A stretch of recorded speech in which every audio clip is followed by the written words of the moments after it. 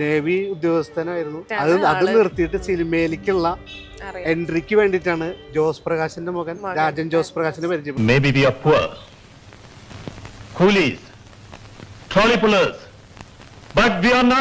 ജയൻ സാറിനൊരു മകനുണ്ട് എന്നുള്ള രീതിയിൽ ഒരു വാർത്തയൊക്കെ വന്നിട്ടുണ്ടായിരുന്നു ഇതിന്റെ ഇടയ്ക്ക്. അതില് നമുക്ക് തെളിയിക്കാനുള്ള കുറെ കാര്യങ്ങളുണ്ട്. DNA ടെസ്റ്റ് ഒക്കെ ഉണ്ടല്ലോ. ഇതിപ്പോ എന്റെ വണ്ടിയാണെങ്കിൽ ഇതിന്റെ എല്ലാ ബുക്കും പേപ്പർ എന്റെ കയ്യിൽ വേണം. എനിക്കുള്ള ഒരാള് വന്നിട്ട് ഈ വണ്ടി എന്റെയാന്ന് പറഞ്ഞാൽ ഞാൻ ഈ ചായക്ക് 10 രൂപ കടിക്ക് 10 രൂപ മേടിക്കണോളൂ.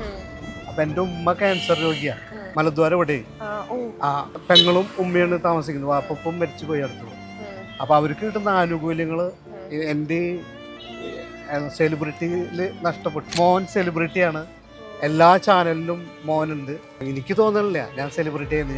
ഞാൻ സെലിബ്രിറ്റി ആവാനല്ല, എൻ്റെ ചായ ചിലവാവണം. അപ്പൊ എൻ്റെ വാപ്പ മരിക്കാൻ കാണുന്ന സ്ഥലത്ത് വന്നിട്ട് എൻ്റെ കോട്ടുകൾ നോക്കാനേ നേരുള്ളൂ.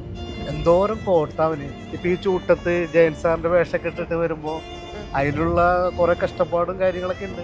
മധു സാറ് ഇപ്പൊ എന്നെ കുറിച്ച് 2 വാക്ക് പറഞ്ഞു ഒരു ഇന്റർവ്യൂല്. തൃശ്ശൂർ ഒരു ജയനുണ്ട്, ആള് തട്ടുകട നടത്തുന്നുണ്ട്, ചായ. ഇപ്പൊ സുരേഷ് ഗോപി പിടിച്ചു. ഇപ്പൊ ജനിച്ചിട്ടുള്ള കറക്റ്റ് കുട്ടികളെ ജയന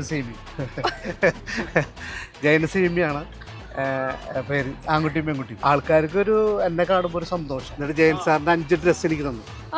ആളിട്ടേരുന്നത് ആ എയർപോർട്ടുള്ള ഡ്രസ്സ് എനിക്ക് ഇപ്പോഴും ഉണ്ട്.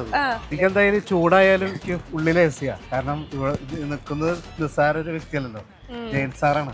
എനിക്ക് ഇങ്ങനെ നടക്കാനുള്ള അവകാശമല്ലേ. നടന്നോളൂ.